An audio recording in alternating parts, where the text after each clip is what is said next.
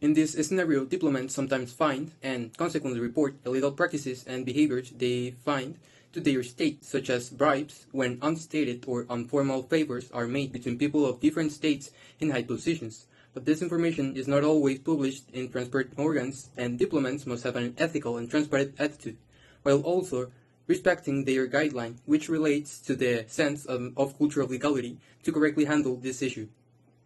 From ethics, the concepts of morality and moral conduct are present. In fact, moral conduct is essential since diplomats must faithfully follow the guidelines of their profession established in the Mexican Foreign Service Law.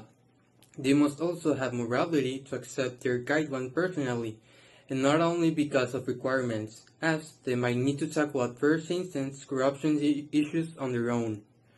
Related with this, they must also have a strong culture of legality, since for them to agree to follow their guideline, they have to know the rules and norms present in it.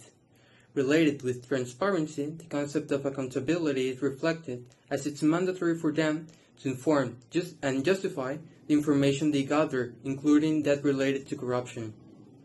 Hello, my name is Daniela Bastra, and I will presenting you national interest and human rights as a dilemma in diplomacy.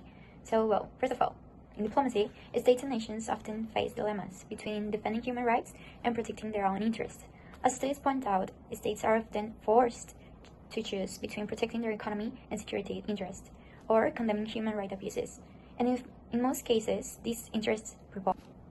This tension reflects what Chatham House describes as a moral pragmatic dilemma. While human rights provide legitimacy to states on the international stage, national interests ensure their survival. This places governments in a contradictory situation where they must maintain relations with regimes that violate or do not respect human rights because their strategic value, depending on the situation, takes precedence, especially when strategic resources or military alliances are at stake. Furthermore, states tend to respect human rights selectively, as the dilemma is not only whether to act, but also how to safeguard their interests and evaluate whether their decisions are coherent. This is where values such as ethics come into play, when faced with situations in which they must prioritize either their own interests or human rights.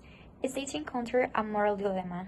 They must make choices while considering that a certain culture of legality should be applied, one in which all human rights are respected and justice is sought. At the same time, it is crucial that states protect their own interests, since without this, development would be impossible. So, as a conclusion, human rights diplomacy exists between promoting values and protecting national interests, which generates a central dilemma. And that's all for my part. Thank you for listening. Another problematic that we have is the use of intelligence practices that border on espionage in diplomacy. The use of intelligence practices that border on espionage represent a critical challenge in the field of diplomacy, while diplomats are expected to observe and report political, economic, and social developments. In host countries, the fine line between legitimate diplomatic reporting and covert intelligence gathering often creates supposition.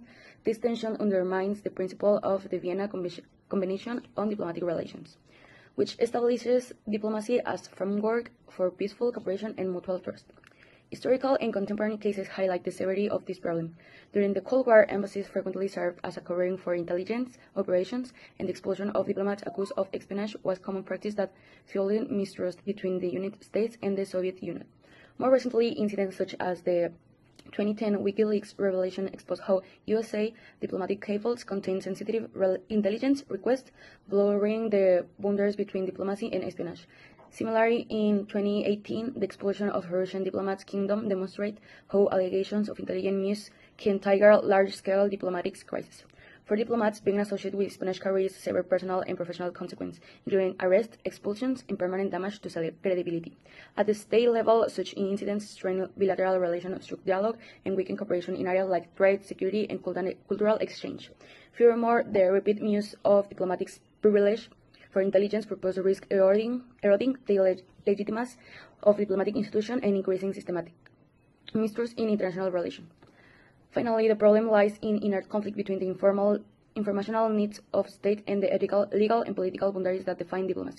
Addressing this issue requires a clearer international distinction between acceptable diplomatic reporting and espionage practice to safeguard the integrity of diplomacy and ensure the stability of global governance.